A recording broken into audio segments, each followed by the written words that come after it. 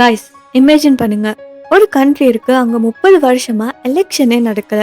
ஆர்மில join பண்ணீங்கன்னா life ஃபுல்லா வெளியவே வர முடியாது. இன்டர்நெட் இல்ல, சோஷியல் மீடியா இல்ல. அங்க இருக்கக்கூடிய கேபிட்டல் சிட்டி பாத்தீங்கன்னா 1930ல இருந்து ஃப்ரீஸ் ஆகின மாதிரி இருக்குது. ஸோ இதுதான் எரிட்ரியான்னு சொல்லக்கூடிய ஒரு கண்ட்ரி. ஸோ இந்த கண்ட்ரியோட சில வியர்டான அண்ட் ஷாக்கிங்கான ஃபேக்ட்ஸை பத்தி தான் இன்னைக்கு நம்ம இந்த வீடியோல பார்க்க போறோம். இப்போ வாங்க வீடியோக்குள்ள போலாம்.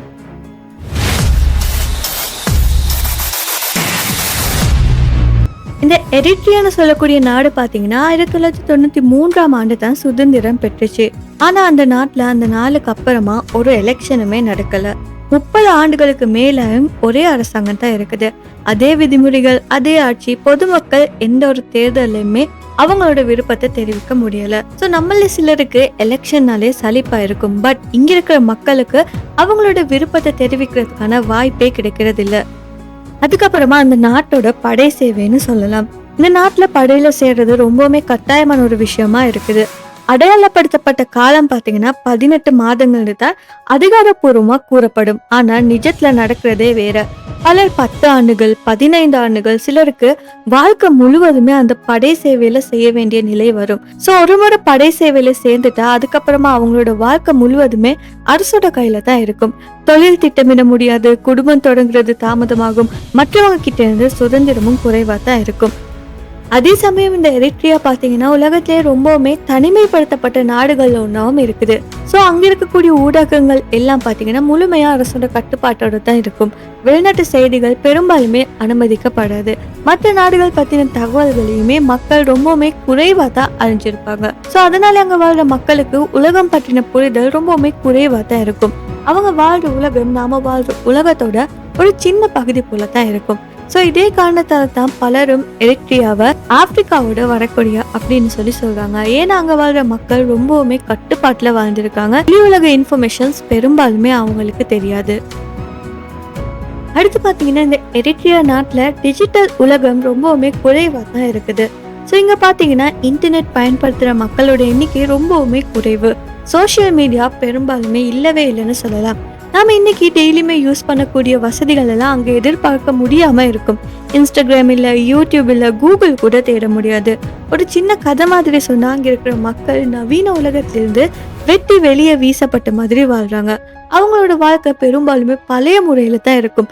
தகவல் பரிமாற்றமும் ரொம்பவுமே குறைந்த நிலையில தான் பார்க்க முடியும். ஸோ இதனால தான் இந்த எரிட்ரியாவை மற்ற நாடுகளோட ஒப்பிடுறப்ப ரொம்பவுமே விசித்திரமான ஒரு நாடா காட்டுறதுக்கான முக்கிய காரணமாகவும் இருக்குது. இப்போ இந்த எரிட்ரியா நாட்டோட தலைநகரமா இருக்கக்கூடியது அஸ்மாரான்னு சொல்லக்கூடிய ஒரு சிட்டி. ஸோ இதை பத்தி கொஞ்சம் பேசலாம்.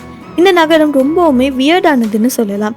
இந்த நகரத்தை முழுமையா பார்த்தா இது 1930கள்ல இத்தாலியில இருந்தது போலவே இருக்கும். பழைய கட்டிடங்கள் நிறைந்த நகரமா இருக்கும். ஸோ அந்த கட்டிடங்கள் எல்லாமே பார்த்தீங்கன்னா பழைய ஸ்டைல்ல, விண்டேஜ் ஸ்டைல்ல தான் இருக்குமே. ஸோ இங்குள்ள நகரத்தோட நவீன கட்டிடங்கள், பெரிய சாலைகள் இல்லைன்னா தொழில்நுட்ப வசதிகள் இதெல்லாம் ரொம்பவுமே குறைவா தான் இருக்கும். இந்த அஸ்மாராவை பார்க்குறப்ப ஒவ்வொரு கட்டிடத்தையுமே பார்த்தாலுமே நேரம் 1930கள்ல நின்னது போலவே ஒரு ஃபீலிங் வரும்.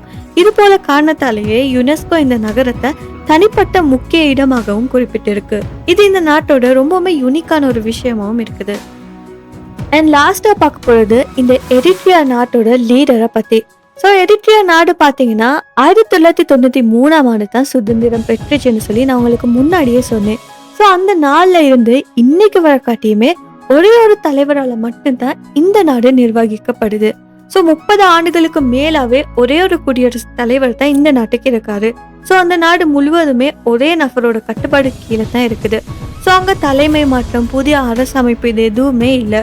முழு நாடுமே ஒரு மனிதனோட கட்டுப்பாட்டில் இருக்குது. இதுதான் அந்த நாட்டை ரொம்பவுமே விசித்திரமாகவும் உலகத்திலிருந்து தனிமைப்படுத்தப்பட்டதாகவும் காட்டுறதுக்கான முக்கிய காரணமாகவும் இருக்குது. ஸோ கைஸ், இந்த எரிட்ரியா நாடு ஸ்ட்ரேஞ்சா இருக்கிறதுக்கான காரணம் கல்ச்சர் கிடையாது, அந்த நாட்டோட சிஸ்டம்னு சொல்லலாம்.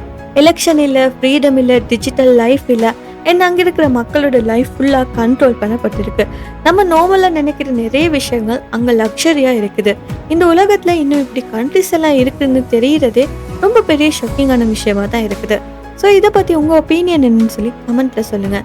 ஏன்னா இன்னும் இது மாதிரி ஹிடனான கண்ட்ரிஸ் பற்றின ஃபேக்ட்ஸ் வேணும்னா மறக்காம இந்த வீடியோவை லைக் பண்ணி ஷேர் பண்ணி நம்ம யூடியூப் சேனலையும் சப்ஸ்கிரைப் பண்ணிக்கோங்க.